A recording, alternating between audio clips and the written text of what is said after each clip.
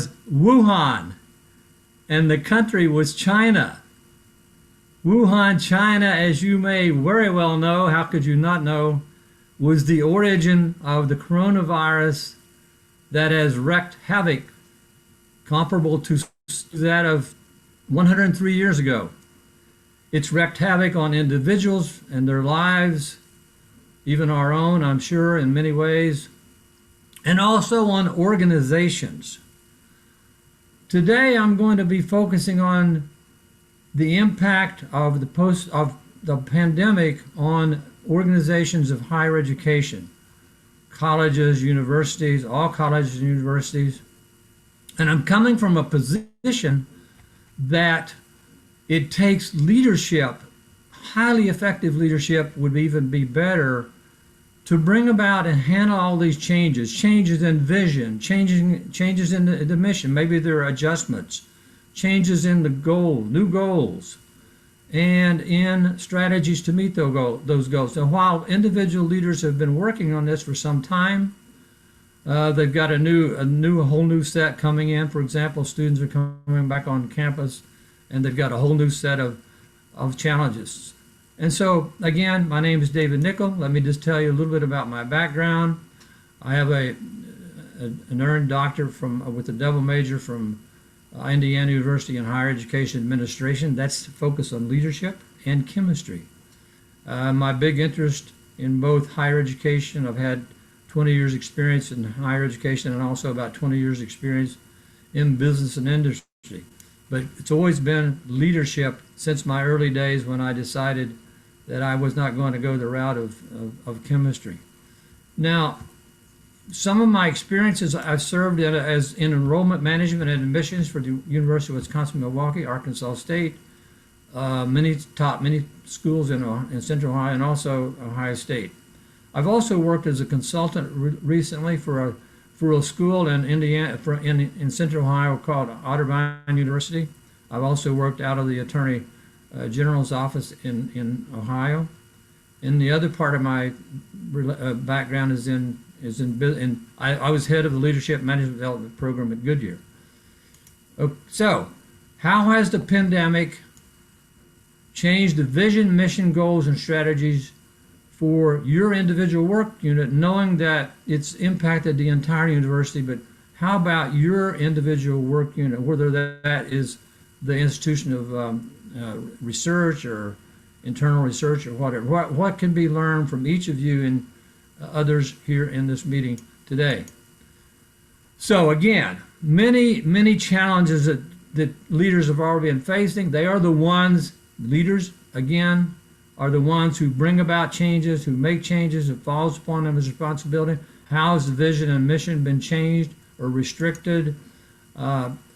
What will be some of the impact on the fact that you may have less people to work for you now, because a lot of people, there's something I saw in the Chronicle for Higher Education, something like over 500,000 people have lost their jobs through furloughs or whatever in colleges and universities. And a big thing that's happening is the psychological distress. Students are coming to the offices there saying we have more mental problems, and that's just one thing that's been sticking out. It was even sticking out before the pandemic. So, one of the things that I'm trying to bring today is the fact that I started a study in late 2019 before the pandemic came about, and I interviewed face-to-face, mostly 26 college, universities, administrators, leaders, and in Central Ohio, but some adjoining states, 3 adjoining states to be exact. And I asked this one question: what are the primary qualities, characteristics, and competencies of highly effective leaders in higher education? Why do I use that term, highly effective? Because it takes highly effective leaders to handle all these changes that have been coming our way. The reason I'm bringing the study is not only because I did it. Number one, I think it can be educational to you and you can gain from that some ideas, some approaches, but also we'll try to use it to translate it to some of these crushing things that have happened in higher institutions of higher education. I decided to, after looking at all the comments, by the way, I called about 60 people in order to get 26 to talk with me, so I could have access to them. I decided to put them in 4 different groupings. Vision and mission was one grouping. Gaining commitment. You as a leader have to gain commitment, not only from your staff, but from others in that college university. Number 3, then how do you particularly empower your team? By getting the resources for them and doing many additional things, being a great listener, whatever. And finally, how do you make it happen? How do you deliver success? And so I want to mention some of the quotes, hoping that you can gain some of them. I don't have time to mention all of them. I didn't even put all of them on my slides, but I'm only going to mention a couple of slides of even the ones I did choose for this presentation. So one of the quotes was about a fact that we all know is common. The highly effective leader must have a vision, but then also, that's not all, has to be able to communicate it clearly. And that's a speaking role in many cases, or a staff meeting role and that kind of thing. Must have a vision that fits in with the institutional vision. That's by a quote from one vice president. Additional points mentioned under the vision mission change. Leader must have clarity of goals and be able to communicate that. I've mentioned this already. In terms of mission, a vision is all right about what do I see in the future, and then that impacts the mission, which is a little more concrete. So those are some of the points there. Now, how about once the vision, and what I'm suggesting is that all universities and colleges mostly have a vision and a mission already. But how has that vision and mission had to have been changed or added to because of the impact of the pandemic? Has it been changed, added to, even changed big time? And so half of the individuals that I interviewed emphasized the need for collaborative skills and consultative skills. And one of the big things they mentioned was the importance of being visible. One of the things that I learned in industry when I worked in the 80s there was something called, with the acronym, MBWA, the importance of management by walking around, MBWA.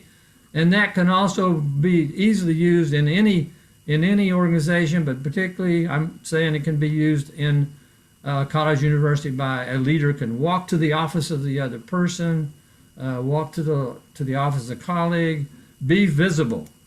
Another thing that was learned from these interviews was language is really important.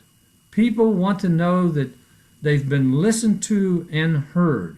That's a big, big deal. And a lot of people do not feel that way.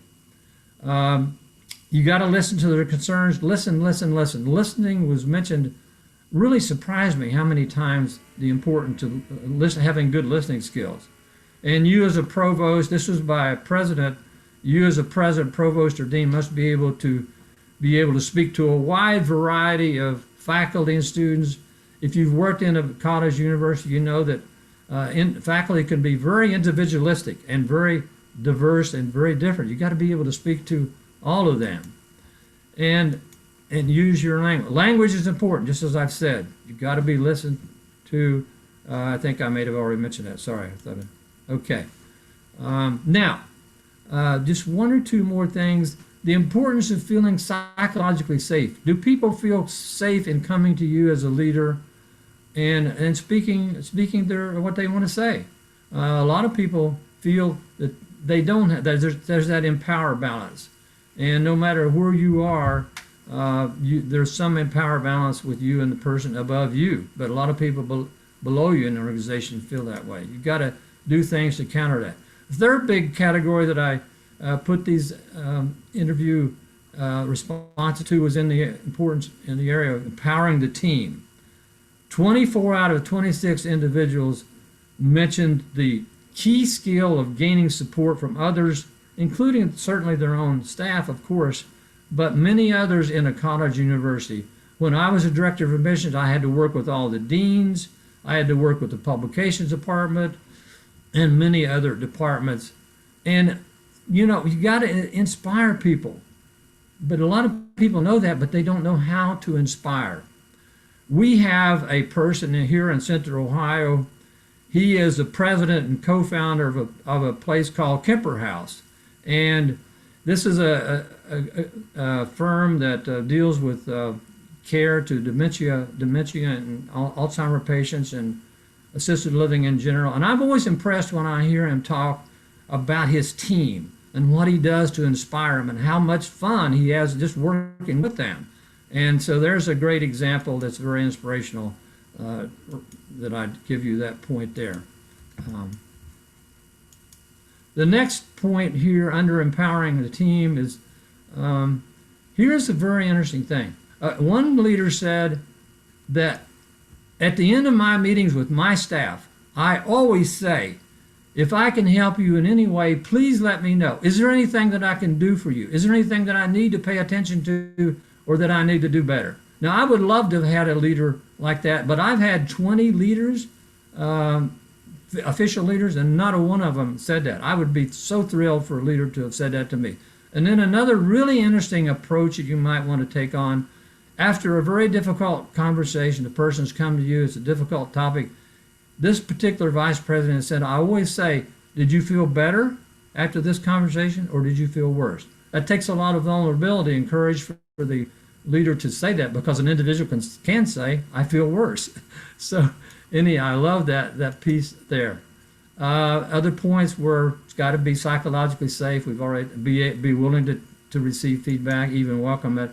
Finally, what do you do to bring about and deliver success? It takes a great deal, and again, responsibility is on the leader, and I'm saying and hoping you will gain something from these interviews of how to be not just a leader, but a highly effective leader. It takes willingness, determination, doing all these things, gaining commitment, having that vision and mission straight and corrected and adjusted during this pandemic and that kind of thing.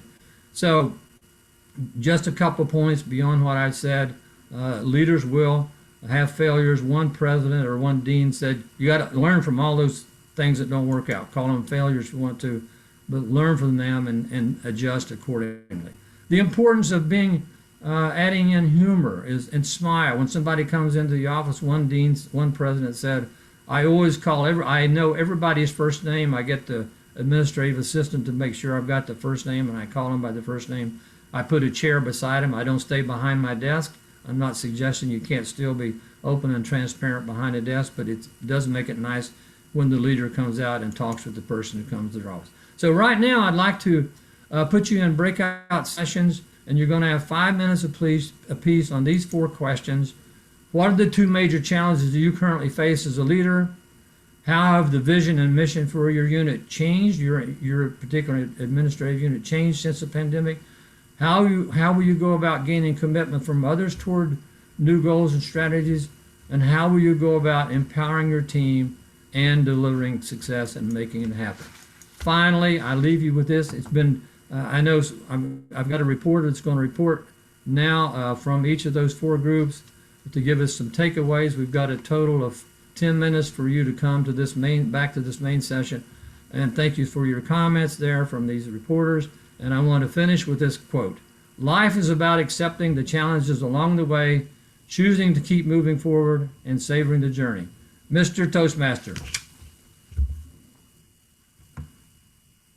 Thank you, David. Good job. I'm going to actually stop recording